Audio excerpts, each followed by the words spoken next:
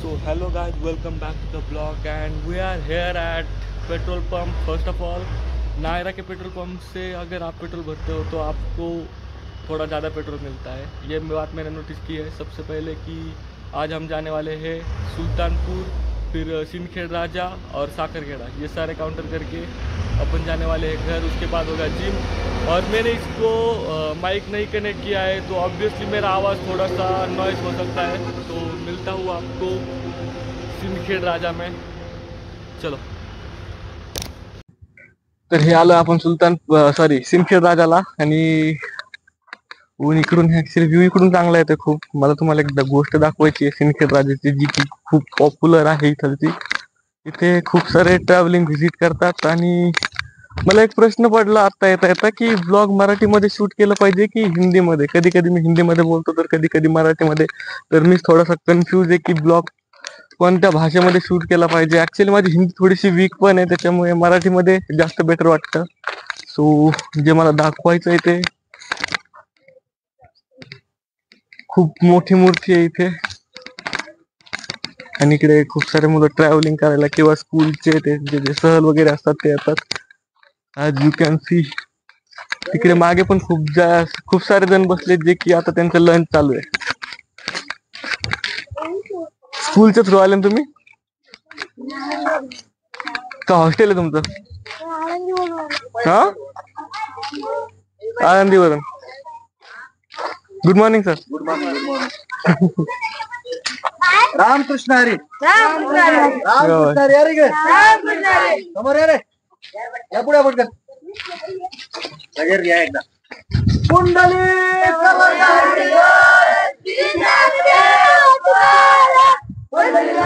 भगवान की जय.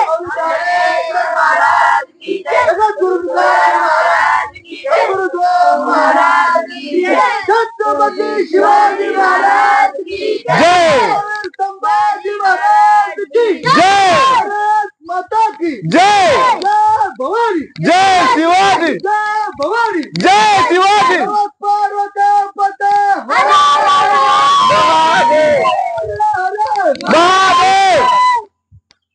Thank you sir, एकदम जबरदस्त फील झाला.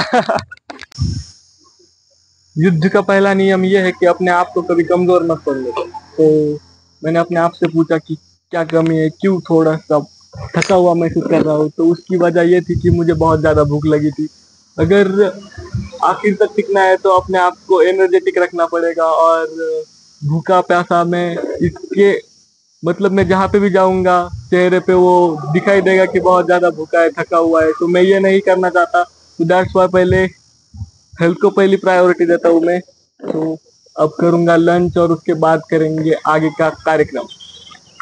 तर जेवण केलं, मलकापूर कंप्लीट झालं आणि आता जायचं होतं साखरखेड्याला. तर खूप जास्त लेट झालं आणि पाऊस एवढा जबरदस्त चालू आहे की थांबायचं नावच नाही. मीच नाही तर खूप सारे जण इथं थांबलेले आहेत. हे खूप सारे जण इथं थांबलेले आहेत. मला जायचं साखरखेड्याला. प्रॉब्लेम हा आहे की साखरखेडा करून मला पुन्हा जायचंय रिपीट. म्हणजे हा जो रोड साखरखेड्याला जातो त्या रोडनी मला पुन्हा वापस रिटर्न जाणं आहे. रिटर्न जाऊन मला जायचंय पुन्हा बीबीला. बीबी करून सिंदखेड राजा, मग नावा, मग तिथून पुढचा कार्यक्रम होईल. आणि त्याच्यानंतर मला जायचंय जिमला. तर हेच आज किती लेट होईल ते सांगता येत नाही. जिम आज 12 वाजेपर्यंत जरी ओपन राहिली तरी आपलं वर्कआउट होऊन जाईल. आणि पूर्ण भिजलो इथपर्यंत येऊस तर थांबायला कुठे चान्सच भेटला नाही. या गाड्या इतक्या सगळ्या ह्याचमुळे की सर्वांना इथे स्टॉप भेटला, सगळे त्याच्यामुळेच थांबले. आणि वारा पण खूप जास्त आहे, पाऊस पण तेवढाच आहे. थांबायचं नावच नाही घेते. तर चला जिमला. तर फायनली आलो मी जिमला. वर्कआउट सगळा खतम केलेला आहे. आणि सगळ्यात महत्वाची गोष्ट म्हणजे जे काउंटर करायला जे गेलो होतो, एनओसी म्हणतो आपण त्याला. एनओसी म्हणजे नंबर ऑफ काउंटर, जे की आपलं पीआर असतं, म्हणजे पर्सनल रेकॉर्ड. आपण किती नंबर ऑफ काउंटर करतो ऍट अ डे, ऑर्डर किती निघतात, हे सगळं एका म्हणजे प्रेडिक्ट केलं जातं. जे की मी हमेशा करतो आणि ते काही पॉसिबल झालं नाही. माझं मागचं जे पर्सनल रेकॉर्ड होतं काउंटर करायचं, मला वाटलं एक्स्ट्रा एरिया एक्सपांड केल्याच्या नंतर ते वाढेल, पण ते काही वाढलं नाही. आणि मी तसंच रिपीट आलो, कारण असं झालं की खूप जास्त पाऊस होता, वारा होता, त्याच्यामुळे मी सगळं पॅक केलं आणि डायरेक्ट साखरखेड्याहून डायरेक्ट जालन्यात आलो. मी जालन्यात आलो, बॅग ठेवली.